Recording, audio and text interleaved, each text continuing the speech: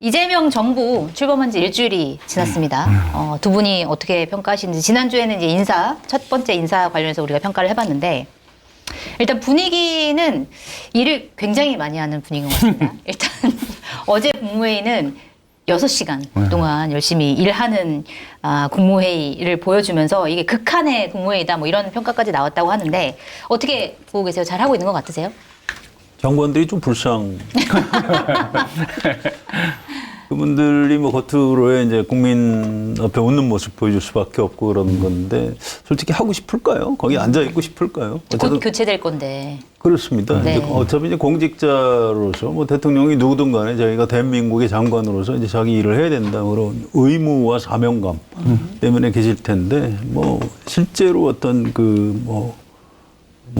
마음은? 진짜 잘 해야 되겠다 이렇게 마음 먹기 쉽지 않을 거예요. 장관들도 사람이니까. 근데 뭐 어쨌든 좋습니다. 그 이재명 대통령이 그런 입장 다 이해하고 뭐 말씀해 보시라 하고 의견도 좀 말씀해 보시라 뭐 이렇게 전체 그 의견에 대해서 또 그건 참 그렇겠네요. 이렇게 공감도 해주고 이렇게 노력하는 모습 네. 일단 참 보기 좋다 이런 말씀드리겠습니다. 네.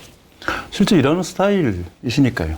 그렇게 일을 꼼꼼하게 잘 챙기고 네. 그리고 회의 때 뭐 일방적으로 본인 이야기를 하는 스타일이 아니고 이게 듣고 받고 궁금한 거 진짜 묻고 네. 그러니까 회의 참석하는 사람들도 같이 성장해요. 처음에 되게 불편한 상황인데 그게 몸에 딱 익으면은 준비해야 될 지점들이 딱 보이기 때문에 네. 그렇게 되면 뭐 서로에게 상승 효과를 가지는 거니까요. 님 말씀하셨던 것처럼 장관들이 좀 불편할 수는 있는데 저는 사실은 바람은 이재명 정부에서 임명되지 않은 장관들이고 뭐 좀 있으면 교체가 다 되겠죠, 다른 장관들로. 근데 그분들이 일하는 스타일을 보고 좀 감동하거나 지금까지 가지고 있었던 불안함 이런 것들이 좀 해소되는 진실된 마음을 좀 가지실 수 있는 과정이 되었으면 좋겠다. 그러면 네. 그분들이 하는 평가가 진짜 평가일 거지 않습니까? 그렇겠죠. 예, 네. 뭐 적대적으로 대하지 않을 겁니다. 저는 뭐 공무원분들이 가지고 있는 그 아까 말씀하셨던 한덕수 총리 이런 예외적인 경우를 빼면 통상적으로 상식적으로 가지고 있는 소명 의식이 있거든요. 그래서 그분들이 나라를 위해서 잘하는 대통령 뭐 이런 평가들을 할 수 있는 아주 짧지만 의미 있는 시간이 됐으면 좋겠고 임기 내내 그렇게 하시지는 않을 겁니다. 노동 관련된 그 네. 변호사분이셨고 했기 때문에 이게 장관들이나 그 모든 일하는 사람들에게는 소명이고 좋은 일이기도 하지만 각 개인에게는 노동이지 않습니까? 그렇죠. 그게. 그래서 주 52시간을 잘 지키면서. 그렇죠. 이렇게 지속된다기보다 보다 좀 이게 완급이 있을 건데 어쨌든 처음이고 국민들에게 효능감을 안겨주고 싶다라는 말씀을 계속 하시니까 그리고 처음이고 업무를 장악하기 위한 과정이기 때문에 뭐 열심히 하시고 본인 스타일이고 보기 좋은 모습인 것 같습니다. 아니, 국민이 근데요, 보기에도 좀 그런 것 같아요. 앞으로도 계속 이렇게 해야 돼요. 이게 이제 국무회의가 원래 심의하는 회의체인데 굉장히 형식적이거든요. 그러니까 어떤 장관이 보고할 때 다른 장관들은 말을 안 합니다. 뭐 일단 분야가 다르기 때문에.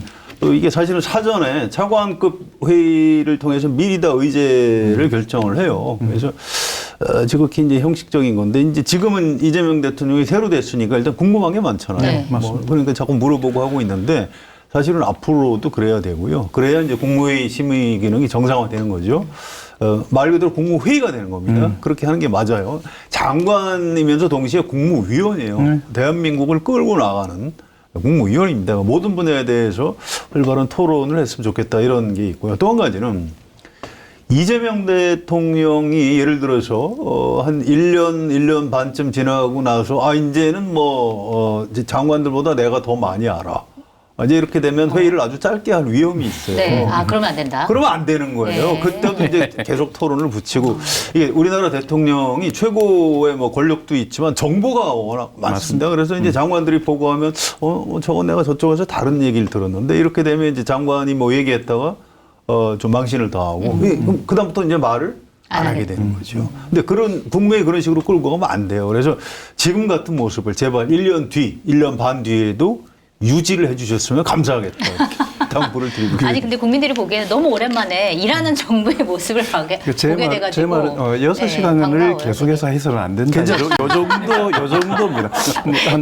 조금 줄어드는 느낌은 있어야 될 겁니다. 제가 4시간까지는 4시간까지 양보하겠습니다. 알겠습니다. 국무회의는 6시간까지는 아닌 걸로 예. 정리를 하도록 하고 그 다음에 이제 눈에 띄었던 게 장차관을 포함한 이제 고위공직자들을 국민들이 좀 추천을 해달라. 그래서 일주일 동안 추천을 받겠다.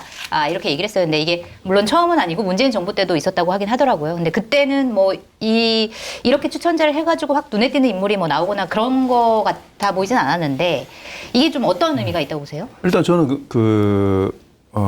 인사 문제를 서두르지 않으셔서 오히려 좋다는 그 부분에 있어가지고는 그러니까 호흡을 좀 두는 거잖아요, 이 정부가. 네.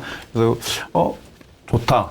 그리고 그 과정에 있어서 뭐 순기능, 역기능이 있지만 순기능이라고 하면 일반적으로 다 해석되는 거지 않습니까? 국민 참여 기회들, 민주주의가 확대되는 하나의 뭐 그걸 보여준다. 그 다음에 어쨌든 관료나 이렇게 제한된 사람들이 살펴보는 것에 비해서 문을 확 열어버렸기 때문에 사회적 자원들을 더 발굴할 수 있는 가능성들이 분명히 열린 건 맞거든요. 생각지도 못했던 사람들이 제한될 수 있기 때문에.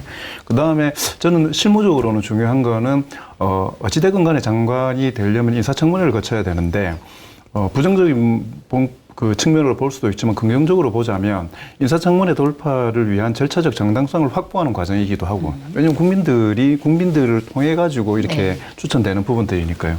근데 뭐 다들 우려하시겠지만 하나는 어쨌든 전문가분들이 하시는 그러니까 검증이나 이런 걸 통과된 게 아니기 때문에 추천 과정에서 가지는 이게 검증되지 못하는 불안전성 이런 부분들은 어쨌든 위험 요인일 거고 그 다음에 뭐 이게 긍정적일 수도 있고 부정적일 수도 있는데 의견을 모으는 데 있어서 조직될 가능성이 있는 거지 않습니까? 어떤 사람을 만들어 보자.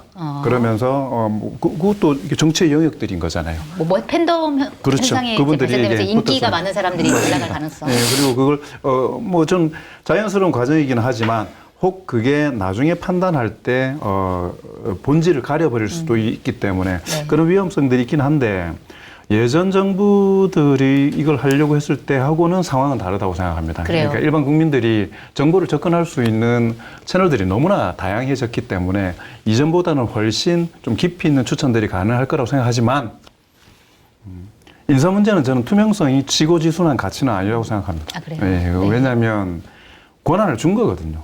국민들이 선거라는 과정을 통해서 사람을 선택하는 문제까지 1차적으로는 권한을 준 거기 때문에 저는 국민들의 당장에 있어가지고 국민들의 시선과 다르다 하더라도 인사권자가 가지고 있는 특별한 목표와 특별한 방향 때문에 그럼에도 불구하고 선택해야 될 때는 있다라고 생각을 하기 때문에요.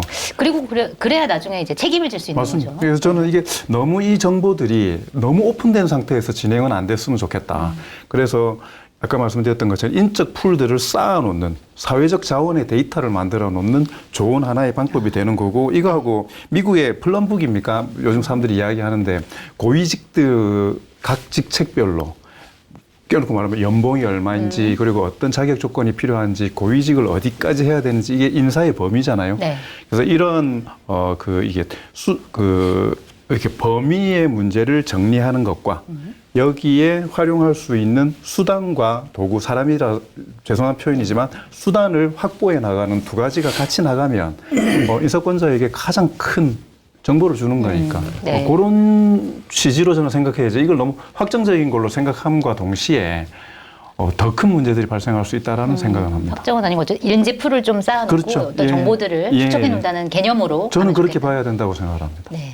근데 그런다고 얼마나 찾을 수 있을지 잘 모르겠어요. 숨겨진 인재를 얼마 찾을 수 있을 것이냐? 예, 숨겨진 인재가 있나요 어디? 되게 다 알아요. 예, 어떤 사람인지. 그리고 정권을 잡은 사람들은 역대 정권 잡은 사람들이 다 공통적으로 하는 얘기가 인사를 할 때마다 우리나라가 참 인재가 생각보다 없구나. 우리가 이제 절대 인구 자체가 너무 적어서 그런 것 아닌가. 뭐 이런 얘기도 하더라고요. 근데 좀 그 굉장히 일리가 있는 말이라고 생각합니다. 이 땅덩어리 큰 나라, 인구 많은 나라에는 인재도 많다고 그래요. 네. 천재도 많고 뭐 그런 거 사람이 일단 많아야 되는데 우리 절대 인구 자체가 좀 너무 적어서 그런 현상이 좀 있는 것 아닌가 이런 안타까움이 있고요. 아무튼 인기 투표로 가면 큰일 납니다. 말 그대로 어떤 사람도 있구나 이렇게 아이디어를 얻는 거에 그쳐야지 국민이 누구를 장관으로 많이 추천했다 그러니까 그 사람을 시킨다 그러면 망하는 거예요. 네. 그 책임 정치에 어긋나는 겁니다. 그래서 절대로 그런 건 곤란하다 이 말씀 드리고 싶고요. 네. 이게 약간 내력이 있어요. 노무현 대통령 때 그 인사수석, 정찬용 수석을 처음으로 만들었습니다. 그게 왜 그랬을까요? 노무현 대통령이 대통령은 됐는데 아는 사람이 별로 없어요. 그러니까 사람을 찾아야 되는 겁니다. 또 그때 국민추천제를 시작을 했어요. 한 2년 정도 시행을 하다가 이거 좀 문제가 있다 해서 말았습니다. 아, 되게 오래됐군요. 오래됐죠. 그렇게 덮었다가 다시 살아난 게 박근혜 대통령 때. 삼성의 그 이근면 씨라고요. 삼성 출신 인사혁신처장을 시킵니다. 그분이 국민추천제를 도입을 했어요. 근데 박근혜 박근혜 정부에서도 이거 하다 보니까 이거 좀 문제가 있다 그래서 비공개로 바꿨습니다. 아, 그랬군요. 처음에 공개를 하더라. 왜 그랬을까요? 다 뭔가 문제가 있는 거예요. 그래서 아까 장관이 말씀하신 그분이 사실 굉장히 중요한 포인트입니다. 그래서 이거는 어떤 국민한테 좀 뭐 참여를 유도한다 이런 측면 또 이제 아이디어를 구한다 이런 정도에 그쳐야지 보조적 기능이죠. 뭐 이걸 가지고 진짜로 인재를 찾으려고 하면 안 된다. 네. 이 말씀 드리고 싶습니다. 근데 저는 이게 추천 과정도 그렇지만은 그 뭐 지난 정부 때도 좀 초기에 청와대 잠깐 있었기 때문에 그때 국민소통 수석실에 있었는데 거기에서 그 인사청문회를 준비하는 거기에 이게 좀 보조하는 멤버로 제가 참여를 했었거든요. 네. 인사청문회법 고치지 않으면 아까 말씀하셨던 것처럼 자원을 발굴해내는 것도 참 중요한 과정이지만 발굴된 인사를 절차를 통과시키는 게 진짜 중요한 건데 더 어렵죠. 아니 예를 들어서 장관 정도 하실 분들이면 기본적으로 뭐 경제적이거나 물론 편차는 워낙 많지만 사회적인 명성이나 이런 부분들 어느 정도 가지고 있는 분들이잖아요. 네. 그분들이 집구석 작살나는 청문회에 올라오겠습니까? 네. 이게 왜? 지금보다 뭐 얼마나 더 출세한다고. 이미 할 만큼 했는데. 그러니까 대상이 있고 전문성이 있고 일을 할 만하더라도 그게 뭐 이게 아주 악한 뭐 법을 위반이나 이런 게 아니라 하더라도 네. 뭐가 나올지 모르는 두려움들이 있는 겁니다. 그러니까 뭐 가족들 때문에도 그렇고 이게 고위직이나 장관이나 국가와 국민들을 위해서 일하는 게 얼마나 영광스러운 것인데 그게 본인들에게 아주 불행한 것으로 다가올 수 있으니까 이것도 못하고 자기가 가지고 있는 게 다 무너질 수 있으니까요. 사회적 자원을 활용할 수가 없어요. 네. 하려고 하는 사람들이 실제로 없어. 그러니까 편의적이기도 하고 물론 자질도 있겠지만 정치인들을 쓰는 이유가 그것 때문이지 않습니까? 인사청문회 통과라는 그게 더 큰 목표가 돼버리니까. 네. 문재인 정부 초기에 판판이 낙마됐습니다. 그때. 네. 그러면 초기 동력들이 다 빠져버리는 거잖아요. 그래서 인사청문회 법은 이게 정권 못 잡으면 인사청문회법을 강화시키는 거잖아요. 한번 당해봐라. 그 다음에 낭만 한번 시켜줄게. 그 다음에 정권 다시 가져올지 모르고 네. 그게 계속 악화돼 버려가지고 너무 이제 강화돼 왔군요. 그러니까 그래서 뭐 흔히 말하는 것처럼 뭐 개인적인 그러니까 검증해야 될 부분들과 업무적인 그 직무에 적합한가를 분리해서 하나는 비공개로 하고 공개로 도덕성과 해서 능력을. 예, 그래서 저는 그거를 좀 신중하게 생각해봐야 될 것 같습니다. 국민의힘도 저는 그 동의를 했으면 좋겠다는 게 앞으로 절대 정권을 못 잡을 것 같다 생각하면 안 해도 되는데 이게 바뀌는 거지 않습니까? 사실 윤석열 정부에서도 그런 얘기 되게 많이 했습니다. 네, 윤석열 정부에서. 맞아요. 네. 네. 동의 안 할 인사검증이 겁니다. 네. 그래요? 그렇죠. 이제 일단 야당 유일한 기회인데요, 뭐 지금.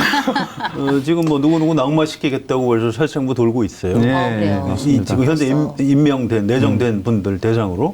그다음에 이제 앞으로 장관 후보자 발표할 때마다 이제 그 살생부의 리스트가 올라가겠죠. 그래서 불가피하게 몇 사람은 아마 낙마할 걸로 예상하시는 게 마음이 편하실 겁니다. 네. 그게 꼭 법률의 문제는 아니에요. 맞아요.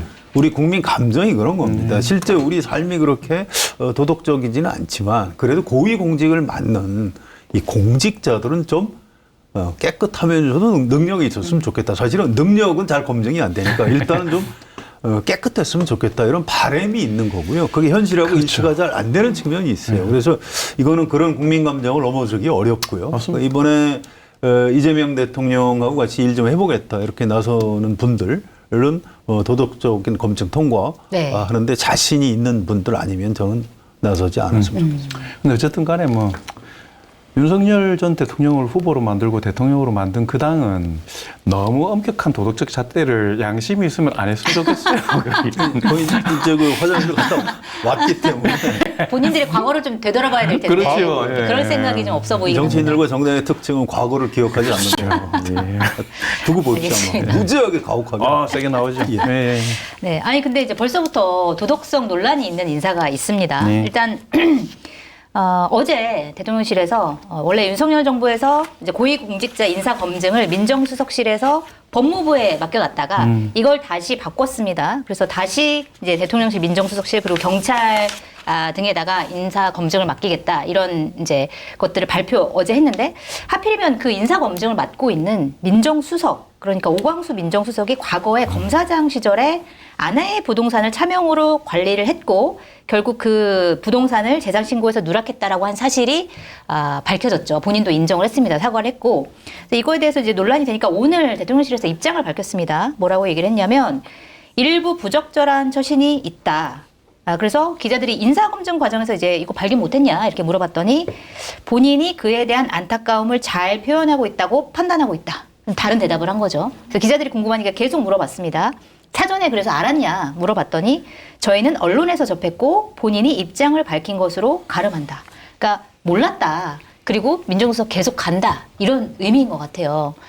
그런데 사실은 이제 민정수석이라는 자리가 워낙 이제 막중한 자리다 보니까 여러 가지 논란이 있을 수밖에 없을 것 같은데 이거는 좀 어떻게 해야 된다 보세요? 하여튼 한국말인데 왜 이렇게 어려운지 모르겠어요. 저도 약간 해석이 좀 잘 안 됩니다. 아니, 그걸 왜 우리가 해석을 해야 됩니까? 그리고 이제 그 얘기 익명으로 했던데 좀 비겁하다고 봐요. 네. 그러니까 누군지 모르겠는데 네. 이왕이면 당당하게 자기 이름 걸고 얘기를 해야지. 그렇게 말을 빼빼 꼬아가지고 하면서 그것도 익명의 뒤에 숨어요. 저는 아주 잘못됐다고 보고요. 일단 법무부에 맡겼던 인사검증 기능을 청와대하고 경찰, 대통령실하고 경찰로 가져온 거는 정상화한 겁니다. 그게 맞는 거예요. 어떻게 그걸 법무부에 그동안 놔뒀는지 아주 잘못된 건데. 근데 이제 민정수석이 굉장히 중요합니다. 노무현 대통령 때 민정수석이 문재인.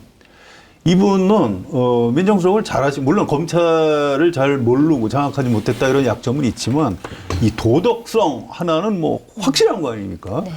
그래서 이제 그 검증을 거기서 다 하는 거죠. 그 인사수석이 이렇게 추천을 해도 민정수석실에서 검증해서 안 된다 해서 낙마하는 사람이 꽤 많아요. 민정수석은 원래 그렇게 하는 겁니다.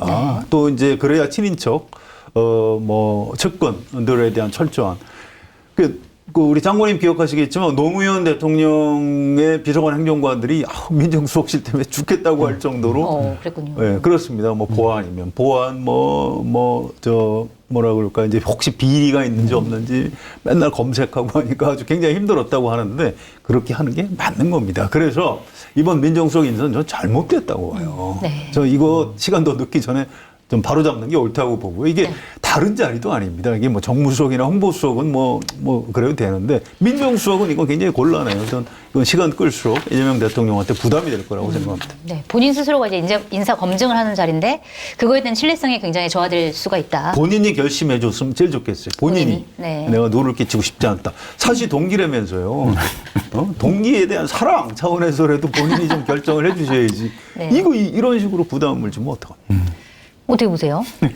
굉장히 곤란한 웃음을 짓고 계십니다, 지금. 제일 마지막에 딱 말씀 안 하셨던 본인이 결단하면 좋겠다는 말을 하고 딱 끝내야지 생각을 했는데 먼저 하셔가지고 지금 부담되죠. 부담되는 건데 근데 아까 말씀드렸던 것처럼 굳이 이야기를 하자면 인사를 할 때 이게 방향이 두 가지더라고요. 보니까 잘할 수 있는 기회를 이 강조하는 방식으로 기회를 관리하는 방식으로 인사를 할 거냐 아니면 위험 요인을 최소화하는 방식으로 인사를 할 거냐. 네. 근데 이게 자꾸 이게 부딪히는 것들이 많아지고 이렇게 되면 실제로는 일을 하기 위한 인사를 해야 되는데 인사 자체를 통과시키는 게 목표가 돼버리는 경우들이 많고 그렇게 되면 결과적으로는 물론 아까 말씀하셨던 것처럼 국민 여론, 그다음에 국민 여론과 신뢰라는 게 정권이 움직일 수 있는 동력이 되기는 하는데 그 부분 위기 관리만 가지고 생각을 해서 인사를 해버리면 결국 일이 안 돼버리는 결과가 나와버리는 때가 네. 많습니다. 그래서 소란은 없는데 일이 안 되는 거예요, 이렇게.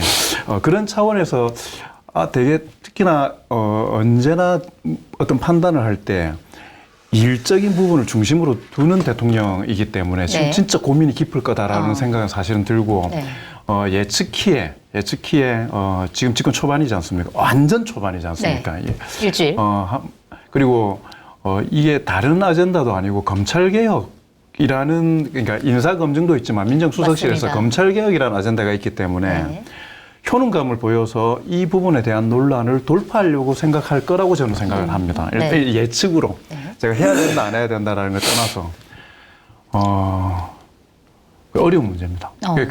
그래서 제가 이게 되게 조심스러운 게 뭐냐면 아까 그 본인이 결단해주면 제일 좋다. 이건 위기 관리 차원에서 그 이야기인데 참고 버티고 성과 한번 내봐라 이런 생각도 사실은 저는 들어요. 그래서 개인적으로. 검찰개혁이라는 거는 한 1년, 2년 뒤에 성과가 나오는 문제가 아니라 당장 제도를 고치면서 대통령의 그 뜻을 실행해버리는 것이기 때문에 네.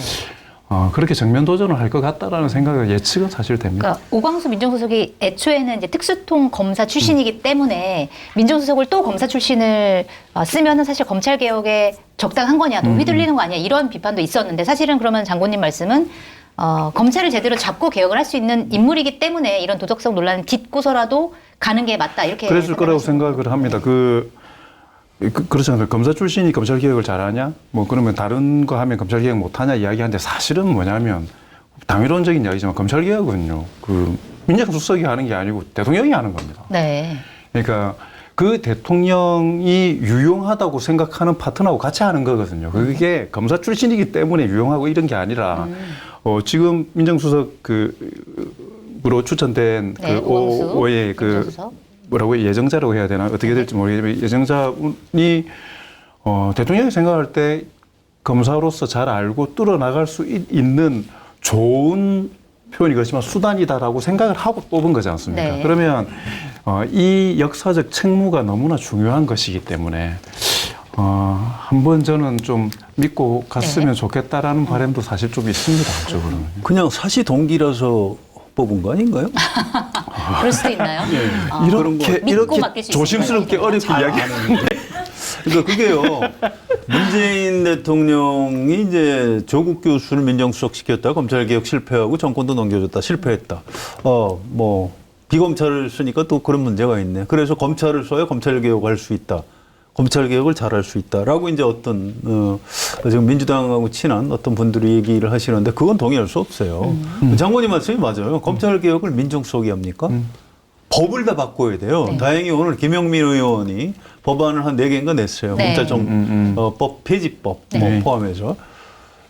그렇게 하는 겁니다. 그 대통령의 의지가 중요하고요. 문재인 대통령이 왜 실패했는지 반면교사를 해보면 돼요. 적폐청산 먼저 하는데 그거를 윤석열이라는 잘 드는 칼을 갖다 쓴 거 아닙니까? 그 바람에 적폐청산은 좀 했죠. 대신 적폐청산보다 저는 검찰개혁이 더 중요하다고 생각했는데 검찰개혁 실패하고 정권까지 아예 넘겨준 겁니다. 저는 이재명 대통령이 머리가 좋기 때문에 그런 실수를 할 것 같지는 않아요.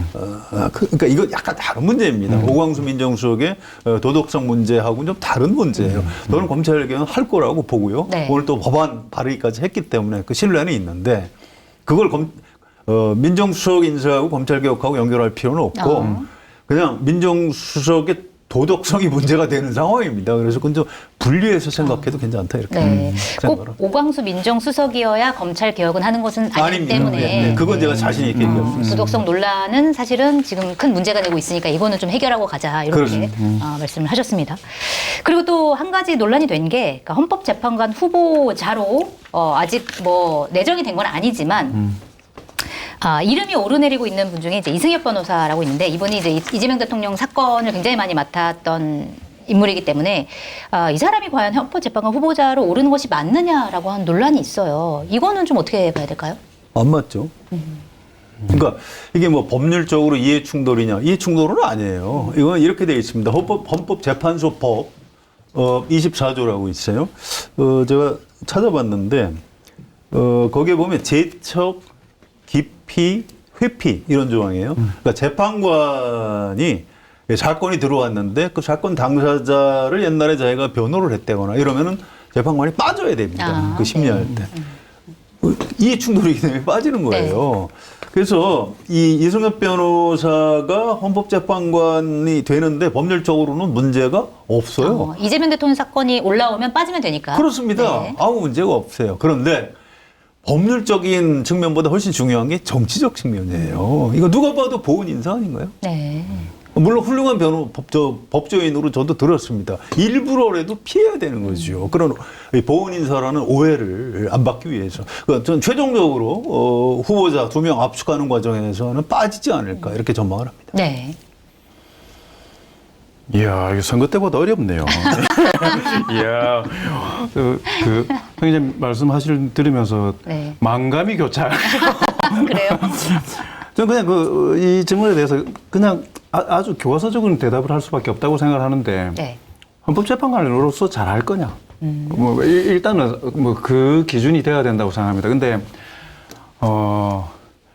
이게 이 공직이나 어떤 거든지 간에 제가 몇 번을 해서 말씀드렸지만은 어느 영역까지를 개별적 사적인 영역으로 둘 거며 네. 어떤 부분을 공적 영역으로 두어서 어디까지를 실제로 검증되거나 아니면 이게 발목을 잡는 그 수준으로 둘 거냐 이런 네. 게 사회적 합의가 사실 한번 좀 필요한 필요하죠. 부분인 거는 같습니다. 그래서 깨놓고 말하면 당하는 입장에서 보면 그러면 이재명 대통령 변호한 게 죄냐? 그것 때문에 왜 내가 할 수 있는 기회들을 박탈당해야 되냐라는 것도 한쪽 측면에서는 또 타당하거든요. 네. 그런데 또 다른 쪽 측면에서는 말씀하셨던 것처럼 이 각근도 매지 말라고 했는데 네. 신발끈도 묶지 말라고 했는데 그렇죠. 오해받을 일을 굳이 왜 이렇게 해야 되냐고 정치의 영역으로 돌렸지 않습니까? 그렇기 때문에 저는 오히려 황 기자님 말씀대로 정치의 영역이기 때문에 여론의 추이를 봐야 된다고 생각합니다. 또 이승엽 변호사님이 스스로 좀 풀어주셨으면 참 감사하겠어요. 당사자 스스로. 대통령한테 좀 부담을 덜 들고 꼭 지금 아니래도 네. 뭐 다음에 또 기회가 있을 수 있거든요. 뭐 나이도 그렇게 많지 않으신 분이고 제발 이승엽 변호사님한테 좀 부탁을 드립니다. 저는 버티라 해야 되나? 알겠습니다. 자, 그리고 해프닝 하나 좀 얘기를 해보면 재밌을 것 같은데, 대통령 기념시계 제작 관련해서 해프닝이 좀 있었는데, 일단 이게 발단이 된 게 전현희 민주당 최고위원이 유튜브에 출연해가지고 한 말 때문에 사실은 기사가 났어요. 뭐냐면, 대통령 관저에서 이재명 대통령을 만났는데, 이재명 시계가 없냐? 하고 몇 분이 물어봤더니, 그게 꼭 필요하냐? 이렇게 얘기를 했다면서 제작이 안 될 것 같다라는 취지로 기사가 굉장히 많이 났습니다. 그랬더니 대통령이 이제 10일 밤에 SNS에 이례적으로 글을 남겼어요. 시계 제작한다. 마켓타니를 소개합니다. 검증된 상품을 인터넷 최저가보다 저렴하게 판매하고 있는 쇼핑몰로 마켓타니에서 알뜰 쇼핑하시면 수익금 일부가 한겨레TV 제작에 사용이 됩니다. 오늘 마켓타니에서 준비한 상품은 소 한 마리 두근 세트입니다. 소고기 두근 1.2kg을 39,900원 무료 배송으로 압도적 특가에 준비했습니다. 수입산이지만 마블링이 환상적인 살치살, 쫄깃하고 야들야들한 갈비살, 부드럽고 고소한 부채살, 한국인이 가장 선호하는 부위 등심, 우삼겹까지 소고기 최고 부위 5가지를 골고루 담았습니다. 소 한 마리 두근 세트 주문 방법은 유튜브 화면 좌측 하단에 보이는 소 한 마리 두근 세트를 클릭하면 바로 주문 가능하고요. 한겨레TV 채널에 스토어 탭을 클릭해서 들어가시거나 주소창에 마켓타니를 입력 후에 주문하셔도 됩니다. 전화, 문자 주문도 가능합니다. 010-2885-3244로 문의해 주시면 됩니다. 효율성 있게 저렴하게 좀 시계를 제작하겠다 이렇게 얘기를 했습니다. 자, 이 해프닝은 왜 나온 거예요? 어떻게 의미를 지어야 되나요? 전현희 의원의 그 발언이 나오고 나서 아마 대통령 텔레그램이나 그쪽으로 네. 제발 만들어주세요가 한 10만 통 나왔을 겁니다. 그래요? 아마. 그게 시계가 가지는 상징성이 있거든요. 네. 그리고 특히나 지금은 정권 초반에 이 숱한 그리고 대통령을 만들기 위해서 노력했던 분들의 자기 보상이라는 측면들이 있지 않습니까? 인정받고 싶은 거. 네. 이 뭐 돈의 가치로 볼 수 있는 게 아니기 때문에. 그래서 문재인 정부 초기에도 그게 경매 사이트에 오를 정도로. 그러면 몇십만 원 이렇게 부를 정도로. 대통령의 이름이 이렇게 새겨져 있는 시기인가요? 네. 새겨져 있는 거예요. 근데 저는 개인적으로 뭐 그 마음은 충분히 이해하는데 처음에 전현희 의원 이야기를 듣고 좀 이게 산뜻한 결정을 하셨구나. 안 하는 거에 안 하는 거에 대해서. 네. 왜냐하면 모두가 다 가지지 못하면요. 아무도 안 가진 것보다 좋지 않아요, 생각보다는. 왜냐하면 가지고 싶거든요. 네. 근데 차라리 없는 게 낫다. 모두에게 다 주지 못하거든요, 네. 그게. 그리고 예를 들어서 그렇다고 해서 모두가 다 가져버리면 가치가 없는 게 되지 않습니까? 그래서 이거 저는 그냥 그 청와대에서 그러니까 BH에서 만드는 시계가 두 종류거든요. 그렇게 이렇게 증정용으로 주는 시계가 있고, 네. 그다음에 매점에서 일반인들이나 이 직원들도 사서 줄 수 있는 시계들이 있어요. 그 달라요, 근데? 다르죠. 디자인이 다르죠. 네. 그러니까 일부러 다르게 해서 이쪽에는 청와대라고 되어 있고 여기는 대통령의 이름이 있고, 왜냐하면 청와대에서 파는 거고 이건 대통령의 정권에 관련된 부분들이기 매점에 사는 건 때문에 대통령 이름이 없어요. 없어요. 청와대라고 되어 있었어요. 네. 제 기억에는 그렇습니다. 그래서 우선 급하고 이 민원이 세지면 이걸 사서 그 시계라고 주고 뭐 이러거든요. 그래서 저는 오히려 이걸 통일을 시켜가지고 시계를 한 종류로 만들어서 네. 판매용으로 그러면 좋겠네요. 온라인이나 이런 쪽으로도 해서 네. 필요한 분들이 주문해서 살 수 있는 방식으로 일원화 시켜가지고 오히려 좀 더 대중적으로 만들어 버렸으면 좋겠다는 생각이 듭니다. 그것도 방법이네요. 네. 네. 예, 뭐 전자시계죠, 항상 만드는 게. 제가 역대 대통령들 시계 가지고 있다가 한 번 다 버렸어요. 망가져가지고. 기념으로 갖고 계시지 왜 또 그냥 안 가도 보관하고 있으면 되는 거 아닌가요? 이제 그 얘기를 하려고 하는 건데요. 네. 어디 그 중고 그 빈티지 취급하는 데 가서 주인하고 의논을 했더니 이분이 참 굉장히 묘하시더라고요. 노무현 대통령 시계는 있으면 제가 값을 쳐드리겠습니다. 네. 다른 대통령들 건 필요 없습니다. 그래요? 네. 아마 노빠하셨던 모양이에요. 저희 어머니 손목에 있는 시계를 뺏어야 되겠다. 그게 가치가 있군요. 그런가 봐요. 네. 그렇게 또 상품이라는 게 사는 사람 입장에서는 또 다르게 평가가 되는 것 같습니다. 전 이재명 대통령 시계 만들 수 있다고 보고요. 네. 하나 개인적인 바람이 있다면 요새 시계는 그냥 시간만 버는 도구가 아닙니다. 이 그러니까 스마트폰하고 연계해가지고 뭐 여러 가지 뭐 수면, 네. 뭐 이건 이제 웨어러블 네. 기기라고 하는데 그 기능을 많이들 해요. 꼭 무슨 뭐 아주 고급스러운 뭐 아이워치나 무슨 뭐 그런 거 말고라도 네. 이렇게 중저가로 만들 수 있는 기본적인 연결만 시키면 되는 이런 것들이 있거든요. 이왕이면 그 시대가 많이 바뀌었으니까 실용적으로 좀. 네, 그런 쪽으로 좀 진화를 시켜주셨으면 이재명 대통령이 실용주의 철학하고는 맞는 거죠. 이왕이면 하나만 저도 더 부탁을 드리자면 이왕 만든다면 대통령 비서실이나 이거 관련 직원분들한테는 제발 꼭 2세트를 주셨으면 좋겠어요. 왜요? 남녀 한 세트 해가지고 2세트. 예, 그 결혼하신 분들은 주로 부모님이 양쪽에 있잖아요. 그래서 그 한 세트 받으면요. 어느 쪽에 드려야 될지. 그리고 이게 시계가 만들어지고 나면 네. 회자되거든요. 사람들한테. 그리고 뭐 언론에서도 이게 재밌는 에피소드니까 이게 하잖아요. 그러면은 직원이 있으면 제가 느껴봐서 아는데 와, 머리 아픕니다.